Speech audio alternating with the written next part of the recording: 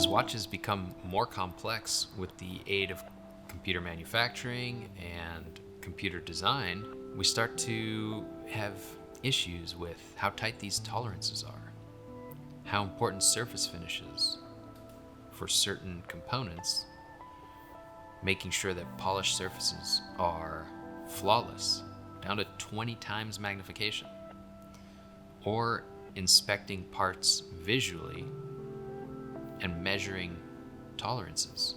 As technology advances, the price comes down as well. So it used to be fairly uncommon to find a high-powered digital microscope or digital measuring system in a watchmaker's workshop.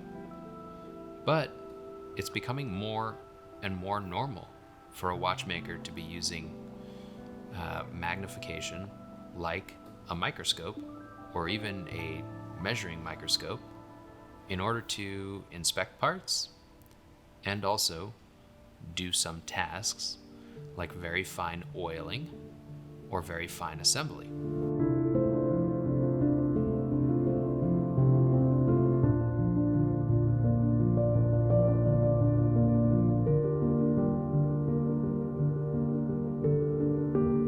The nice part about using a microscope is that you can sit in a normal position, you can use both eyes, and you can change the magnification for the task you're doing without having to change positions, without having to move to another workbench, or without having to change your loupe over.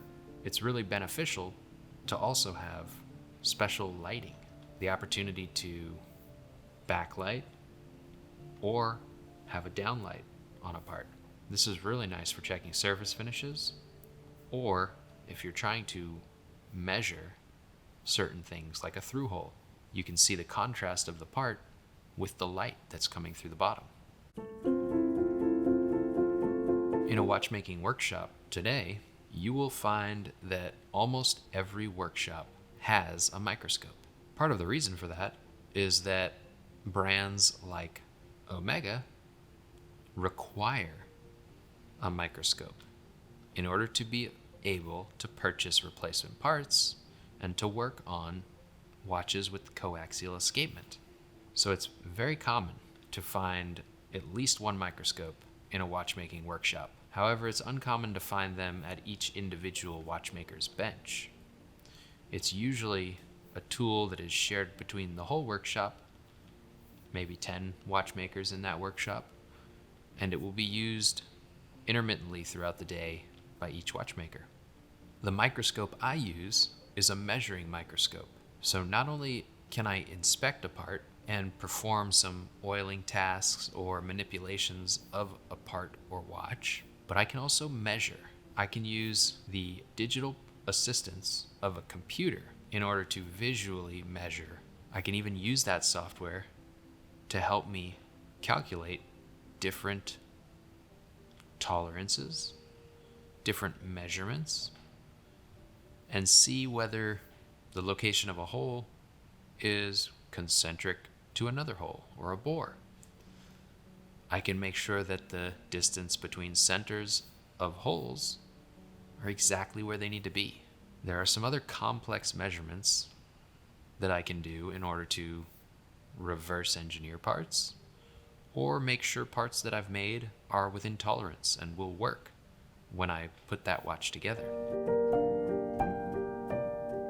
There are certain tasks that are really just nauseating if you're looking through a watchmaker's loupe. Things like trying to hold a screw in tweezers, handheld, while peering through the loupe and trying to count each individual thread to make sure that all the threads are there.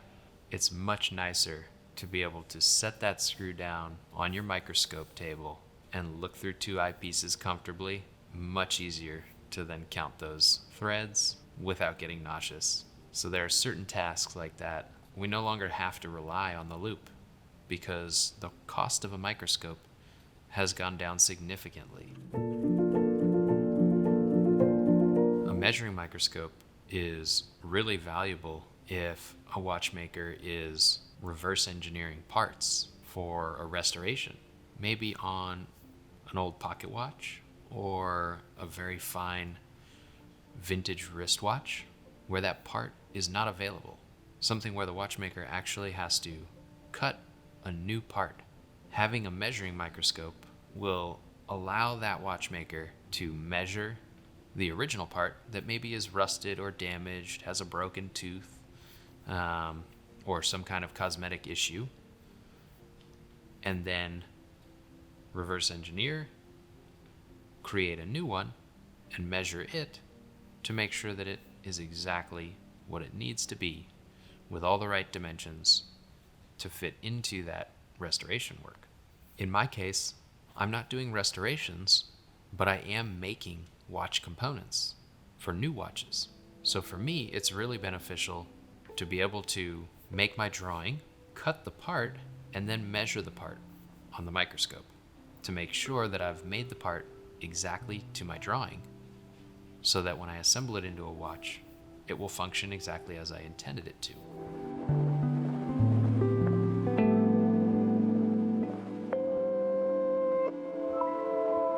There's only a couple of tools that a watchmaker uses throughout the entire day, and one of those tools is magnification. It's one of the most important parts of watchmaking because everything is so small. Without it, we can't make things perfect, and the whole goal of watchmaking is perfection.